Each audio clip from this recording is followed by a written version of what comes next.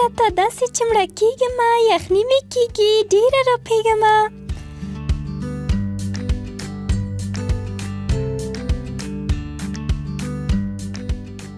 نارنجي څه در باندې شوي؟ ولې داسې لړزېږي؟ هلئ زر راشئ، په نارنجي څه چل شوی او لړزې نیولې ده. نارنجي څه در باندې شوي؟ هلئ معلم صاحب خبره کړو. نه نه معلم صاحب مه خبروئ، یو څه شي را باندې واچوئ چې ساړه مې کېږي، نور هېڅ هم را باندې نه دي شوي. څومره ښه، زما سره یو دستمال هم شته نارنجي.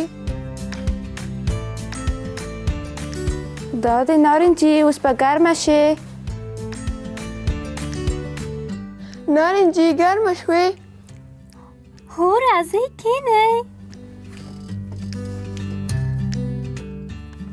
نارنجي ته خو د ځان ډېر صفتونه کوې چې زه په اسمان کې ډېر لوړ پروازونه کوم او ساړه مې هم نه کېږي، نو اوس ولې داسې یخ ونیولې؟ زه خو له اوله داسې نه ومه، نو د یخني او ګرمي مقابل کې ښه ومه، خو کله چې له تاسې سره مې ژوند شو نو داسې شومه. دا خو زما ګناه نه ده نو. خدای دې وکړي چې معلم صاحب زر صنف ته رانشي. ولې نارنجي؟ خو که معلم صاحب صنف ته راشي نو زه مجبوره یم چې دستمال له سره لرې کړم او د یو منظم زده کوونکي په څېر کښېنم تر څو معلم صاحب زما د تهذیب نمرې کمې نه کړي. اندېښنه مه کوه نارنجي، معلم صاحب څه نه وایي، او بله دا چې کله په صنف کې د خلکو تعداد زیات شي نو صنف هم کرار تودېږي. څه انسانان ګرمي تولیدوي او زه تر اوسه خبره نه یم؟ نه نارنجي جانې، انسانان ګرمي نه تولیدوي بلکې حرارت تولیدوي. هغه همداسې چې کله موږ تنفس کوو نو زموږ له وجود څخه ګرمه هوا وځي.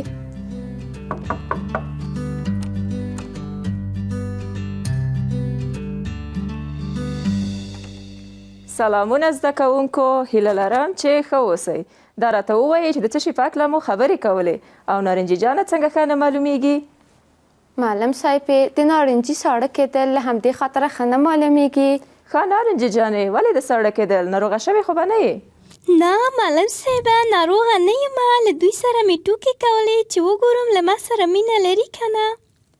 نارنجي جانې، موږ ټول تا سره مینه لرو. ما ویل خدای مه کړه د خپرونې په اوله ورځ ناروغه شوې نه یې، بیا به صنف کې ټوکې ټکالې څوک کوي؟ معلم صاحب زه مې خپلې روغتیا ته ډېره پاملرنه کوم، ځکه چې روغتیا ډېره مهمه ده. زه په دې خپرونه کې خپلې ټولګیوالې او لیدونکي یوازې نه پرېږدم. زه خپل تاوده سلامونه د صنف خپرونې لیدونکو ته هم وړاندې کوم. هیله لرم چې ټول به د صحت جامې په تن ولرئ. زه شمله غني د فزیک په یو نوي فصل کې د خپلو ګلالیو زده کوونکو هیله جانې، ثنا جانې، فاطمه جانې، کائنات جانې او د خوږ ژبې نارنجي جانې سره یو ځای ستاسې په درانه خدمت کې حاضره یم.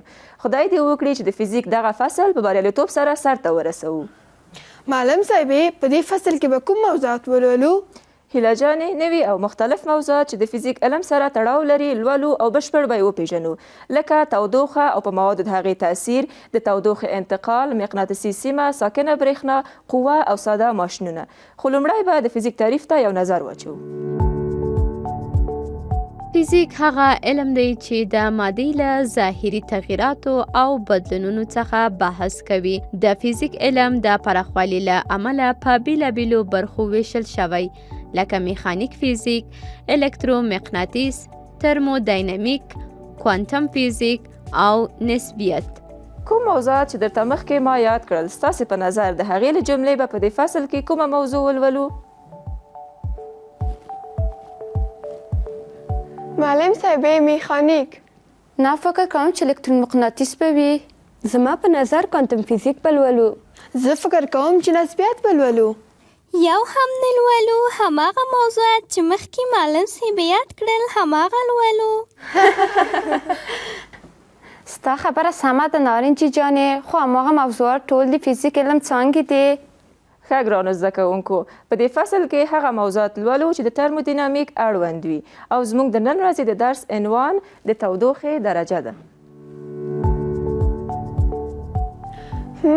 زموږ فکر ته ونه رسېدل چې ترمودینامیک لولو. د تودوخې درجې بحث به هم یو حیرانوونکی بحث وي، خو کوم موضوعات ورپورې اړه لري زه خو هېڅ پوهه نه شوم. ثنا جانې ستونزه نشته، زه یې درته وایم. موږ په دې درس کې زده کوو چې ترمودینامیک څه شی دی، د تودوخې درجې او واحدونو په اړه معلومات ترلاسه کوو. ګورو چې د تودوخې درجه په کومه وسیله اندازه کیږي او ترمامتر باندې د تودوخې درجې اندازه کول زده کوو. معلم صاحبې زما ډیره تلوسه چې ترمودینامیک د علم تعریف زده کړم. نو یو ځای پر سکرین د ترمودینامیک تعریف ګورو. ترمودینامیک د فزیک علم یوه برخه ده چې د تودوخې او له انرژۍ سره یې پر اړیکه بحث کوي. تر نن ورځې مو په ژوند کې څه شی د حالت په توګه پیژنئ؟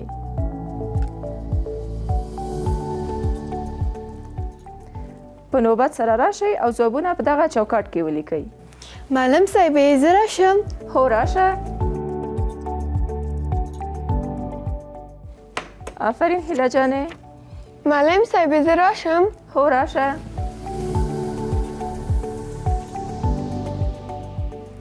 آفرین ثنا جانې. معلم صاحبې زه راشم؟ هو راشه. آفرین فاطمه جانې. کائنات اوس نو ستا وړ دی، ته هم راشه. آفرین کائنات. کائنات زما لخوا ولیکه انسان. نارنجي انسان څنګه حالت ورکوي؟ معلم صاحبې ستا له راتګ وړاندې ما دوی ته ویل د کسانو په زیاتېدو سره صنف ګرمیږي، نو معلومه شوه چې انسان حرارت لري ځکه صنف ګرموي. نه نارنجي، انسان حرارت نه لري، د انسان بدن تودوخه تولیدوي، له همدې امله کوټه ګرمیږي. کائنات کولی شي خپل ځای ته لاړه شي؟ ګرانو زده کوونکو له نظرونو مو مننه. موږ هره ورځ څو ځلې د تودوخې درجې کلمه په بېلابېلو ځایونو او رسنیو کې اورو چې د ښارونو د تودوخې درجې په اړه وایي. تودوخه او اړوند برخې زموږ په ژوند او طبیعت کې ځانګړی رول لري. د بیلګې په توګه ژوندي موجودات د خپل ژوند د دوام لپاره هغه ځای ته اړتیا لري چې مناسبه تودوخه ولري. د فصلونو په اوښتون کې د لمر د تودوخې رول او نور ټول په تودوخې پورې اړه لري. دې لپاره چې د تودوخې درجه ښه وپېژنو باید تودوخې درجې یو ځانګړی تعریف ولرو. د یو جسم د تودوالي یا ګرمۍ درجې ته د هغه جسم د تودوخې درجه وایي. فاطمه تر اوسه داسې شوي چې یخني او ګرمي د یو ځای حس کړي وي؟ دا نو بیا څنګه وي نارنجي؟ یعنې په یو وخت هم یخني نیولې او هم د ګرمي شوي وي؟ نه نارنجي، داسې خو کله نه دي شوي. آیا داسې یو څه امکان لري؟ ځینې وختونه چې زیاته ګرمي مو شوې وي او هماغه وخت یو ګیلاس یخې اوبه وڅښئ، نو بدن مو یو قسم یخوالی حس کوي تر هغې چې وجود مو بیرته نورمال حالت ته ځي. کله چې یو یخ جسم د بل ګرم جسم سره تماس ولري، نو کرار یخ جسم ګرمیږي او ګرم جسم یخیږي. دا عملیات تر هغې پورې دوام کوي چې په جسم کې سړښت او تودوخه دواړه یو شان شي. نو په دغه حالت کې ویلی شو چې دا دواړه جسمونه په حرارتي تعادل کې قرار لري. معلم صاحبې حرارتي تعادل څه شی دی؟ اول به یوه دمه واخلو، وروسته به حرارتي تعادل درته تعریف کړم. سمه ده؟ بیا هم ستړي مه شئ. د فزیک صنف خپرونه ده. مخکې له دمې کائنات پوښتنه وکړه چې حرارتي تعادل څه شی دی. حرارتي تعادل د حرارت درجې د اندازه کولو اساس دی. کله چې دوه جسمونه په حرارتي تعادل کې وي، نو ویلی شو چې دواړو جسمونو د حرارت درجه مساوي ده. د بیلګې په ډول کله چې ترمامتر په یو ګرم جسم باندې کیږدو، نو ترمامتر ګرمیږي او پکې شته مایع پورته لور ته ځي. دا کار تر هغې پورې دوام کوي تر څو چې ترمامتر ګرم جسم سره د تعادل په حالت کې شي. دغه حالت کې د ترمامتر او د جسم د حرارت درجه یو شان کیږي. ترمامتر څه شی دی؟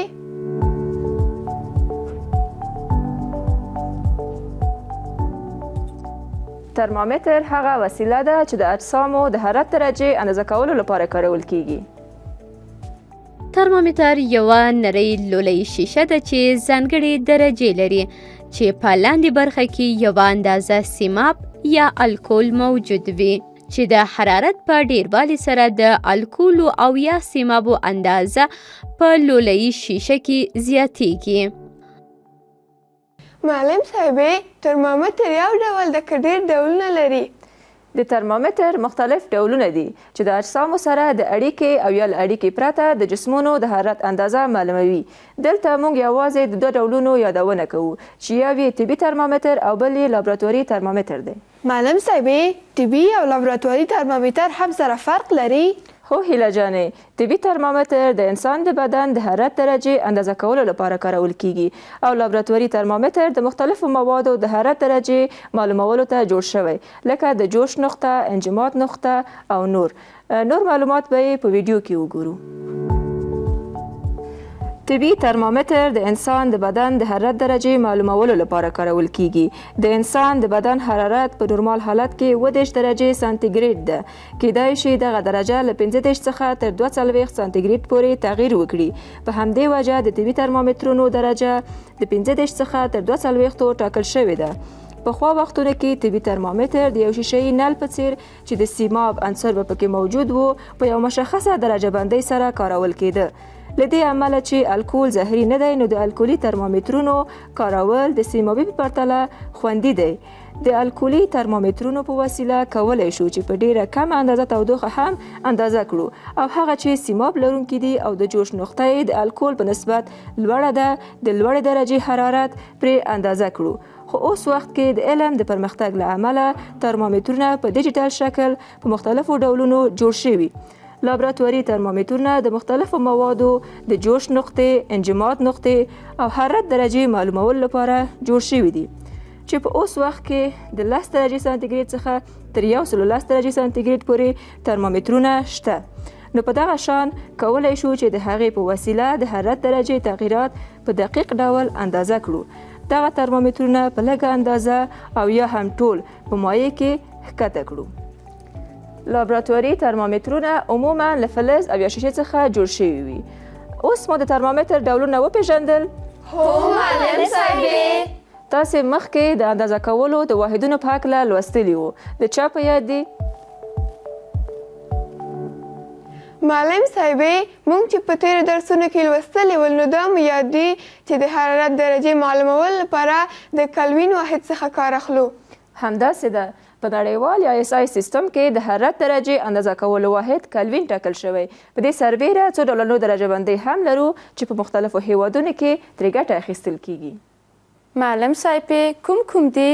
د حرارت درجې اندازه کولو لپاره د سلسیوس، فارنهایت او کلوین واحدونه لرو. څومره ښه. موږ د یو کار ترسره کولو لپاره څو لارې لرو خو دغه درجه بندي د چا لخوا شوې ده؟ د سلسیوس درجه د سویډني عالم له لوري د لومړي ځل لپاره وکارول شوه او د هماغه په ویاړ په دغه نوم ونومول شوه. معلم صاحبې سلسیوس دغه درجه بندي څه ډول رامنځته کړه؟ سلسیوس په یو شیشه‌یي نل کې سیماب واچول، د اوبو او یخ په یو مخلوط کې د ویلې کېدو لپاره کېښودل. هغه ځای یې په نښه کړ چې د سیماب مایع پکې راټوله شوه او هغه یې د سانتیګریډ 0 درجه وبلله. وروسته یې هماغه نل د اوبو بخار کې کېښود او هغه ځای یې په یوې علامې سره نښه کړ چې د سیماب مایع پکې ودرېده. د دې 2 ټکو ترمنځ فاصله یې په 100 مساوي برخو وویشله او هره برخه یې 1 درجه وبلله او هغې ته یې د ترمامتر نوم ورکړ. په دې کې مهمه خبره دا ده چې په دې تجربه کې باید د هوا فشار 1 اتموسفیر وسی.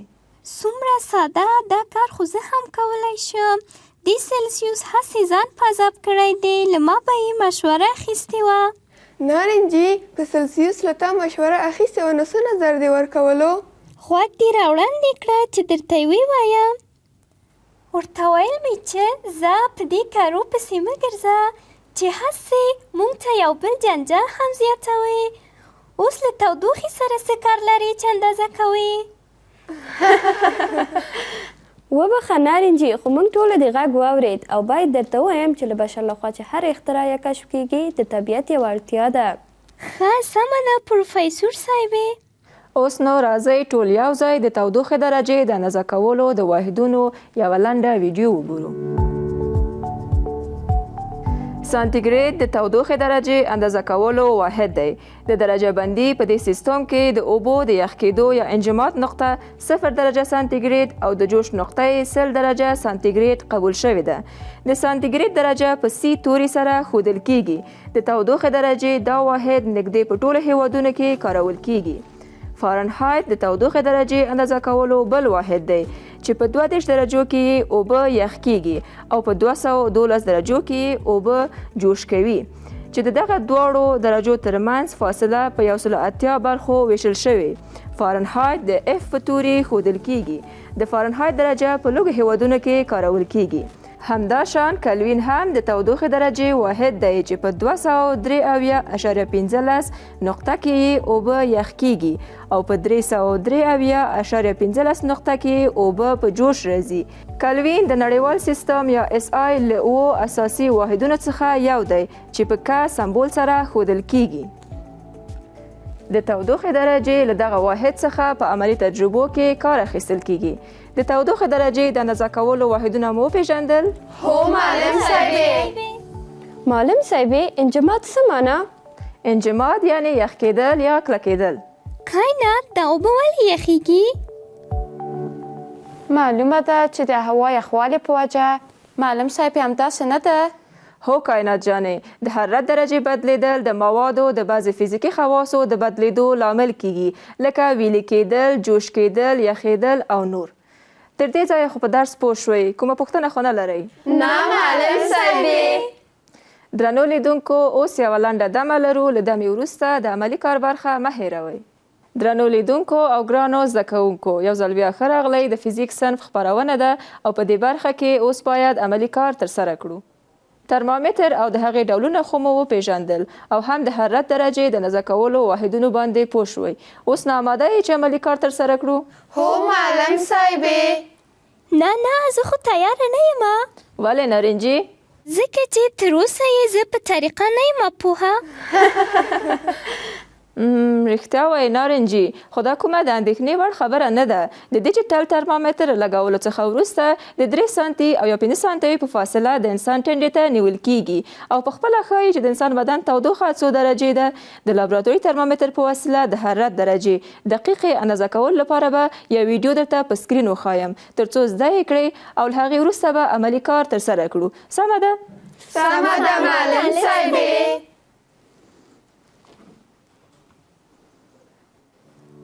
د ترمامتر په وسیله یوې مایع د تودوخې درجې معلومولو لپاره لومړی باید ترمامتر په عمودي او ثابت شکل په هغه لوښي کې داسې کېښودل شي چې ترمامتر په هیڅ صورت د لوښي غړو او یا بلې کومې برخې سره یو ځای نشي. د دغه ټکو نه مراعات کولو سره د ترمامتر د مادې د تودوخې درجې اندازه کولو په ځای د لوښي او مایع دواړو د حرارت درجه ښایي. کله مو چې ترمامتر په سمه توګه کېښود نو لږ وخت ورکړئ تر څو د ترمامتر د منځ مایع پورته او یا ښکته لاړه شي او یا هم په خپل ځای ودرېږي. وروسته د ترمامتر هغه درجه په دقت سره ولولئ چې دغه مایع په هغه ځای ولاړه ده. فکر مو اوسي چې د درجې لوستلو په وخت مو نظر مستقیما په هغه درجه وي چې د ترمامتر د منځ مایع پرې ولاړه ده. نظر مو ښکته یا پورته نه وي. ځکه دغه کار سره کېدای شي زموږ سترګې دوکه شي، غلطه درجه په نظر راشي او د حرارت درجه ناسمه واخلو. د ذکر شویو مواردو په نظر کې نیولو سره د مایع د تودوخې دقیقه درجه هغه ده چې د ترمامتر د منځ مایع سره تر ټولو نږدې وي. اوس خو مو د ترمامتر کارول زده کړل؟ هو معلم صاحبې. نو خپل عملي کار پیلوو. د فعالیت ترسره کولو لپاره موږ 2 دانې طبي ترمامترونو، د یاداښت کتابچې او پنسل ته اړتیا لرو.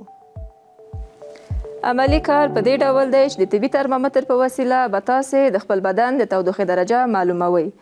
سنا او فاطمې تاسې دواړه او کائناتو هیله به سره کار وکړي. سنا ته ډیجیټل ترمامتر راواخله، هغه ولګوه او له 3 څخه تر 5 سانتي مترو لرې یې د فاطمې تندي ته ونیسه. کائنات ته به هم همداسې کوي او د هیلې د بدن د تودوخې درجه به معلوموي. هیلې او فاطمې تاسې کتابچې راواخلئ او کومه نتیجه چې ټولګیوالې درته وایي هغه ځان سره ولیکئ.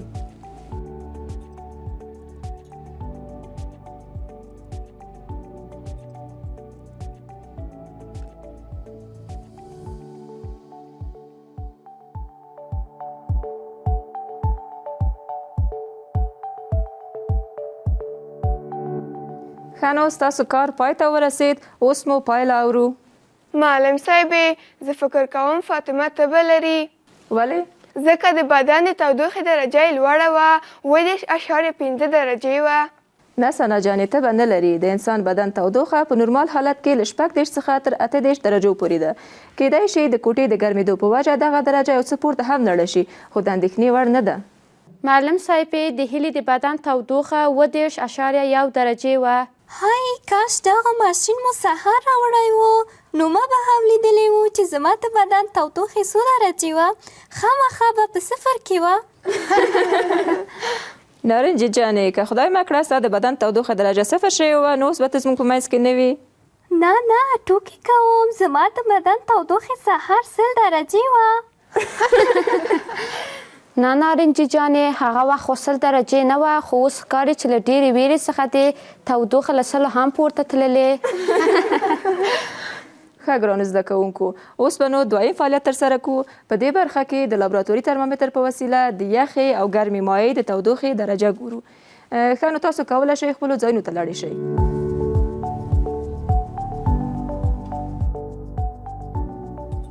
په دغه فعالیت کې موږ یو بیکر د یخو او یو بیکر ګرمو اوبو ته اړتیا لرو. د دې ترڅنګ یو دانه لابراتوري ترمامتر، یوه کتابچه او پنسل هم پکاریږي.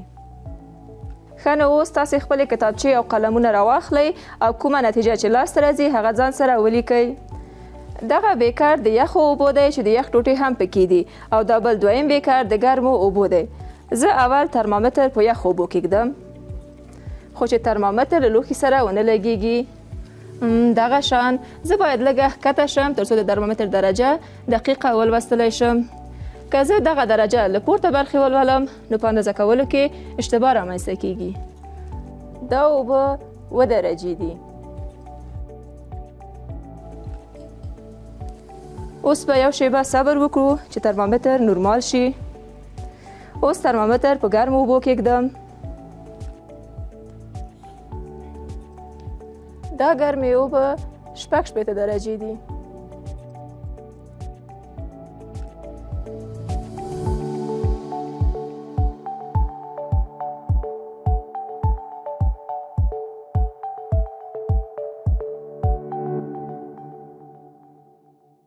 ښه نو فعالیت ترسره شو. ثنا تا څه نتیجه اخیستې ووایه؟ معلم صاحبې ترمامتر به له لوښي سره لرې نیسو. آفرین ثنا جانې. کائنات ته ووایه. معلم صاحب د ترمامتر درجې باید په مستقیما ولولو ترڅو په اندازه کولو کې تېروتنه ونه شي. آفرین. هیله جانې ته ووایه. کله مو چې د ګرمو اوبو حرارت معلوموه نو ترمامتر کې سیماب پورته لاړه، او کله مو چې د یخو اوبو حرارت معلوموه نو سیماب ښکته لاړه. همداسې ده. فاطمې ته ووایه. کله چې مو ترمامتر له یخ اوبو څخه وباسو نو باید یو شیبه یې پرېږدو تر څو نورمال شي. آفرین فاطمې. ستاسې د ټولو کار دقیق و. نارنجي ته خو به څه ویل نه غواړې؟ هو لرمه یې، داسې کله کېږي. ښه نو درته غوږ یم نارنجي. ما دا ویل چې زه هیڅ ویل نه غواړم. ښه نو اوس ځو د درس په هکله پوښتنو ته. هیلې له تا څخه به یې پیل کړم. د فزیک د برخو نومونه واخلئ.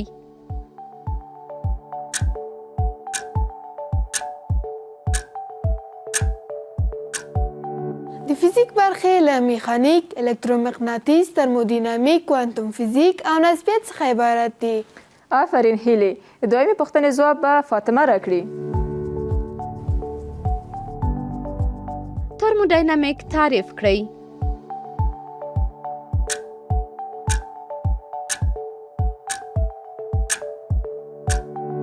ترمودینامیک د فزیک له برخو یوه برخه ده چې د انرژي او حرارت سره په اړیکو بحث کوي. آفرین فاطمې. اوس نو د کائنات وړ دی. حرارتي تعادل څه ته وایي؟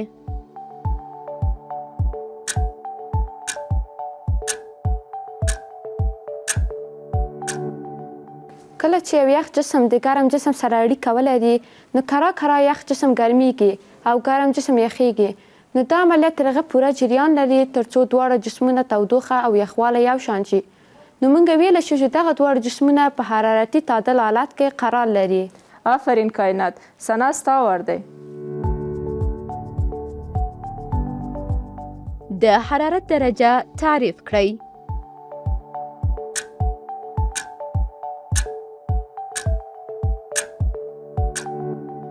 د یو جسم د تودوخې یا یخوالي درجې ته د هغې جسم د حرارت درجه وایي. ډیر ښه، اوس به یو ځای د درس خلاصات تکرار کړو. د یو جسم د تودوخې یا یخوالي درجې ته د هغه جسم حرارت درجه وایي.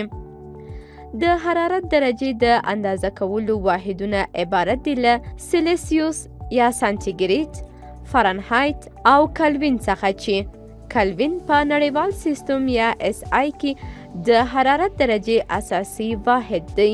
هغه وسیله چې د حرارت درجې اندازه کولو لپاره کارول کیږي ترمامیتر دی چې په هغې کې سیماب او الکول کارول شوي چې دغه دواړه عناصر د حرارت درجې سره ډیر حساس دي.